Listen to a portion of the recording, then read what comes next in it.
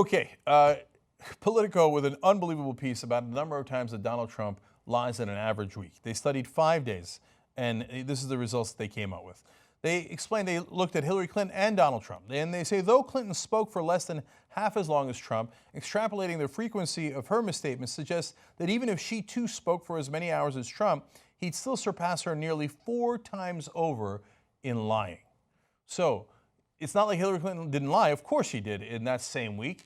But they're saying that, and Trump spoke more. But if she spoke as much as he did, he would still have 4 times as many lies, false statements, misleading statements, etc. In fact, the raw number of misstatements, exaggerations, and falsehoods was 87 in 5 days.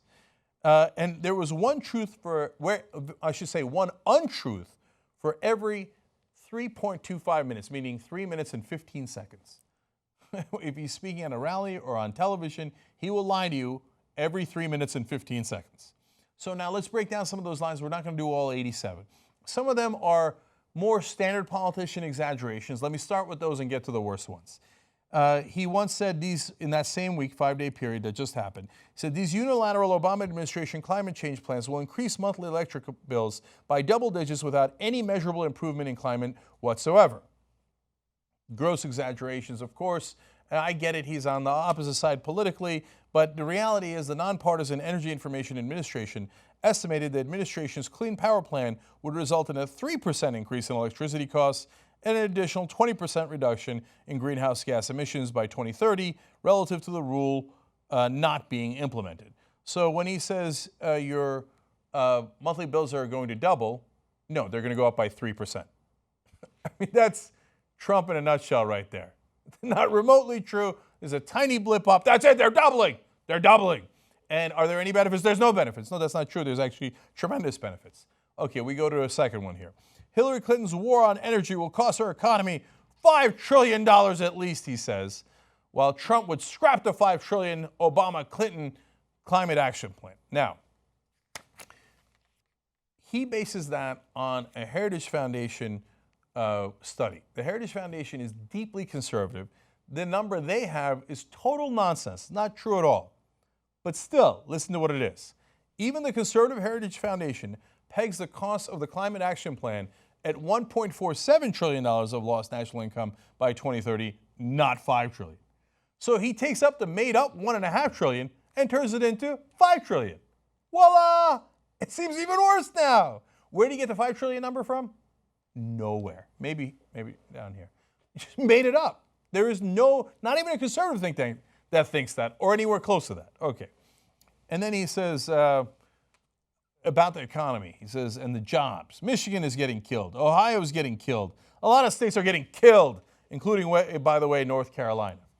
Now, you might say that's normal over-the-top political rhetoric, but is it remotely true? Well, let's look at the numbers. From January 2009, when President Obama took office, to last month, Michigan's unemployment rate fell from 11.6% to 4.5%. Ohio's rate went from 8.8% to 4.7%, and North Carolina's rate declined from 9.7% to 4.6%. So actually, all those states were getting killed during the last Republican administration. Obama took over and cut unemployment by about half in all of those states. Now, you can make different economic arguments against Obama, but to say that they're getting killed and they were better under Republicans is insanity. I know Trump blames everybody. In this case, he wasn't talking about the Bush administration, but to say that they were getting killed because of Obama is empirically incorrect, at least on the unemployment issue that he was talking about. So then he goes on to brag about himself in ways that are also made up. I tell you this one because it's really interesting to show you how little he cares about the truth. He says, I won 42 states, and Kasich won 1 state, and by the way, didn't win it by much. That was Ohio. I'm right now leading in Ohio by a lot. Now, what's the reality? Trump won 36 states during the primary. Kasich won Ohio by 11 points. Trump leads Clinton in Ohio by 2.2%, and the polls, according to Politico's Battleground States polling average. He either doesn't know how many states he won, which is amazing, just totally indifferent. Somebody gives him a fact, he cares so little about it, even when it's about him, that he's like 42, 36, whatever. Or I'll just take 36 and I'll needlessly. You won convincingly in the Republican primary. You don't have to lie about that. but he can't help himself. He's a sociopathic liar. So he's like, 36, no, I want 42 states. And Kasich won Ohio by a little bit, 11 points. I'm leading Ohio by a lot now, 2 points. Okay. He goes on to again talk about the polls today, and he says, I think some of the states we're leading, like I see we're doing great in Maine, we're doing great in Connecticut, we're doing great in places that normally a Republican wouldn't do as well. Colorado has been amazing. Really? How little do you know about politics that you would claim a Republican is winning in Connecticut when there's no way a Republican has any chance in Connecticut? What a brazen, ridiculous lie. So what's the reality? Donald Trump is not leading in Maine, Connecticut, or Colorado. In Connecticut, a solid blue state, the latest poll gave Clinton a 15-point lead. And in Colorado, Clinton has led handily in most polls despite a narrowing of late. Now, finally, they're tied in Colorado. That's me adding there because based on the polling from today. Maine, typically a safe blue state, is also leaning towards Clinton, though polls have shown a narrower than expected race there. See, he doesn't have to lie. He could just say, hey, we're surprisingly close in Maine. I think we can win it. Hey, I think we're going to win Colorado. Those would be defensible points to make. They would get across the same point anyway. But he can't help himself. Oh, we're doing tremendous. We're winning. We're winning many, many states. And you know what? I'm going to win. I think I'm winning in Connecticut. Connecticut? All right. That's like Hillary Clinton saying, I think I'm winning in Alabama and Mississippi. Okay. Then he goes to talk about the moderators. He says about Lester Holt, who's moderating the first debate. Lester's a Democrat. They're all Democrats. Okay, reality, Lester Holt, who's moderating the first presidential debate, is a registered Republican, according to New York State records. He's been a Republican since 2003. You know what Trump did? He looked at him. He's like, he works in the media, and he's black. Come on, he's a Democrat. When asked to explain it, his campaign spokesperson, a campaign manager on TV today said, well, it's not a lie because he didn't know that Lester Holt's Republican. Well, then maybe he shouldn't have said that he was a Democrat. Okay. Trump says, right now the world has no respect for our country. The world has no respect for our president whatsoever. This one's a fun one. A 2015 Pew survey of 39 countries found a median of 69% of people in those countries had a favorable opinion of the United States. Who cares what the reality is? They have no respect for us. Okay, we're presiding over something that the world has not seen. This is one of my favorites. I know that this is silly, and this is really more subjective than anything else. We're going to get into some more hardcore lies in a second again. But he says, we're presiding over something that the world has not seen. The level of evil is unbelievable. Politico bothers to rate this and says, judging one level of evil against another is subjective, but other groups in recent history have, without any question, engaged in as widespread killing of civilians as ISIS. The Nazis killed 13 million people. I'm pretty sure we have seen evil worse than this so far. Okay, now let's get to the stuff that's super important. He said, I was against going to the war in Iraq. I opposed going into Iraq, unlike Hillary Clinton. Now, it's true that Hillary Clinton did vote for the war in Iraq. Hey, we've got a truth in there somewhere. Wonderful.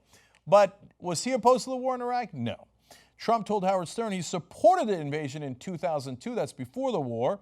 Asked by the radio host if he was for the invasion, Trump responded, yeah, I guess so.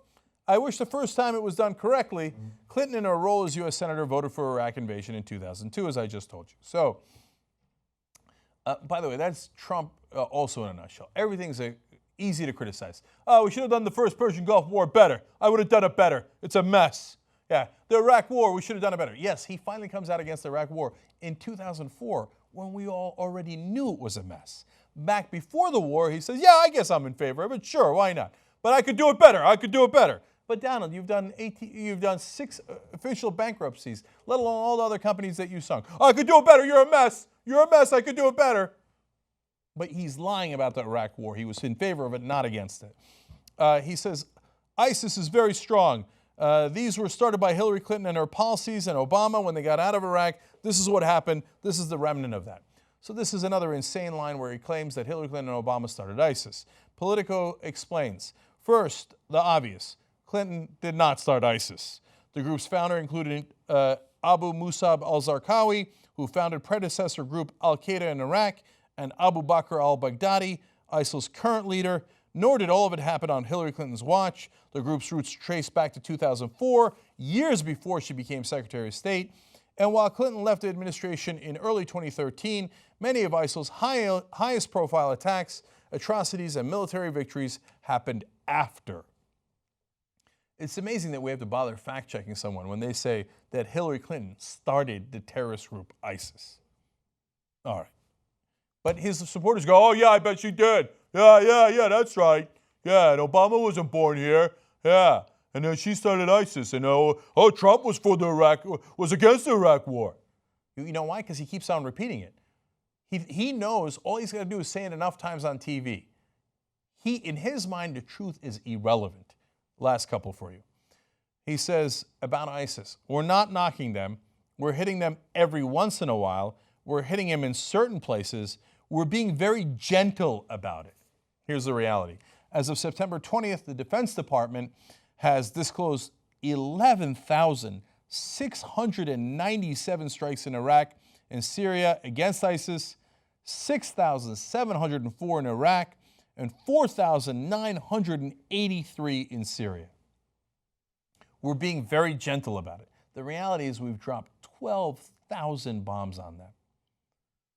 But that's not what you hear from Donald Trump, because he knows you're not going to fact check him. You're not going to read the 87 different lies that Politico pointed out in a week. You're just going to hear him on TV saying, and you're going to think, oh my God, why aren't we bombing ISIS? When in reality, we dropped over 11,000 bombs on them. Okay. Finally, this one bothered me the most. He says, our local police, they know who a lot of these people are, referring to the terrorists in America. They're afraid to do anything about it because they don't want to be accused of profiling, and they don't want to be accused of all sorts of things. Politico says, there are no publicly known instances of local police knowing where jihadi terrorists are, but opting not to act on that information. Trump did not cite any specific examples. See, to me, that's the most dangerous, because he keeps telling you, oh, they secretly know.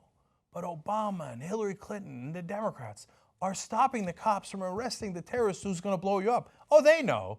They're right next to you. But they won't keep you safe. Because of political correctness, they don't want to go arrest the terrorists. It is a complete and utter fabrication. If we ever knew that there was a cop who did not arrest a known terrorist who was going to explode a bomb or commit other acts of terrorism, of course we'd fire that guy. That's insanity. Why wouldn't you tell us?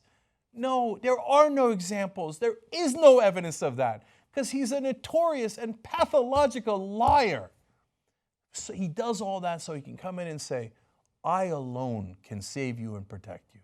This is what demagogues throughout history have done. And this is exactly what Donald Trump is about. There's so much more Young Turks content if you're a member of TYT. Old School, Aggressive Progressives, those are all new shows. You get Postgame where we talk about our personal lives a little bit more. And then you've got live interviews. It's all ad-free. Plus you get the whole 2-hour show. I know what you're thinking. This is huge. And it kind of is.